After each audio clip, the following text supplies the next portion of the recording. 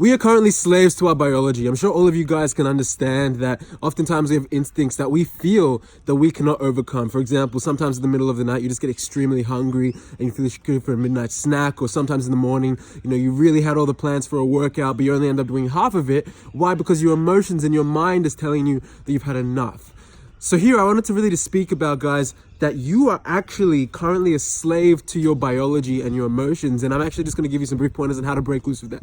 So the first thing you have to do is actually be aware that you are currently being a slave to it, that your biology literally has you on a leash. If you see someone attractive, that's going to set you off track. If you're trying to study and you're going to, like when you're trying to really focus on something and study everything, including your past, the embarrassing moments where you spoke and something didn't come properly out of your mouth, kind of like just what happened there. All those embarrassing moments are going to start coming in once you try to have a point of focus. And that's basically your biology trying to say, this isn't giving me enough excitement, enough dopamine. I need more entertainment. I need to watch some Netflix. I need to watch some Kardashians. I need to watch some television or some YouTube, or I'll just take 2 minutes. I want to watch this for 5 minutes.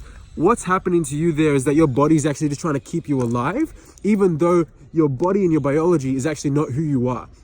Because who you are is someone who actually wants to achieve something successful. Who you are is someone that actually wants to get your studying done for your university assignment or for your exam revision. Who you are is someone who wants to be an elite athlete and actually put in the hours day in, day out, repeatedly over time.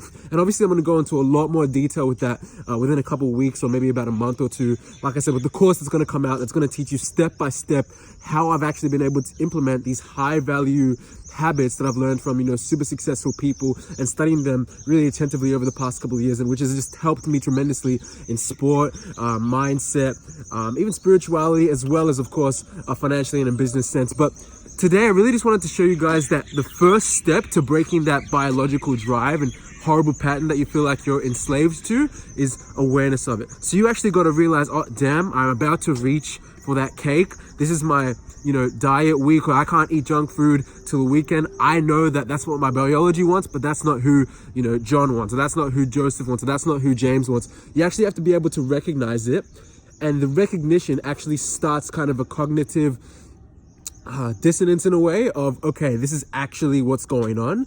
I am actually a slave. So you have to realize that you're a slave first to break the chains. The second step, and I'm only going to give two because there's so much topics, so many aspects and I guess levels to it. The second step is you need to now set rewards in place. So humans typically run away from,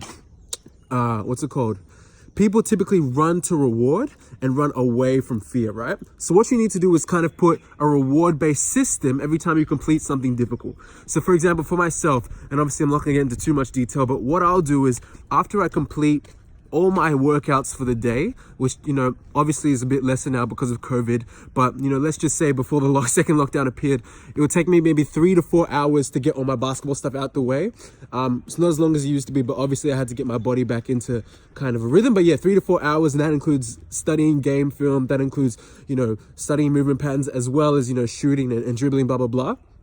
After I'd completed my workouts for the first 3 to 4 hours of the day and I'd finished, my gym or whatever, then I would have my first meal. So that was my first kind of reward. So then after I'd, finished all that, let's just say by 10 a.m., I start working between 10 to about 2 p.m. And that's like solid work on, obviously clientele boosters and other businesses stuff. I'm just solely focusing on that.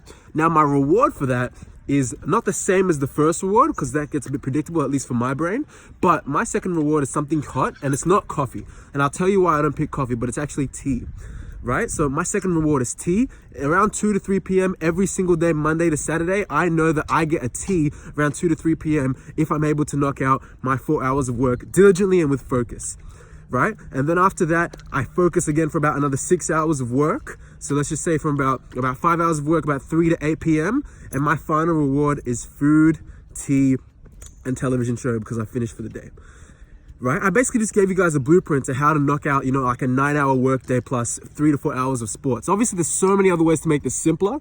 And I'll get into this, like I said, with the blueprint that I'm going to give out to you guys very soon. But first, you must recognize that you are a slave to your biology. Because if you do not recognize that you're a slave to biology, years will go by and you're going to look back, thinking, what actually happened?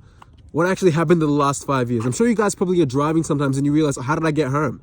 Your instincts know what you're doing. You want your instincts to be success oriented, to the fact that they know how to get you to the points that you want to get to, not your biology. And that's what I'm here talking to you guys about today. I hope you got some value out of it. 2 things. Recognize that your biology and don't be a slave to it. Second thing, create a reward-based system. Goodbye. Speak soon.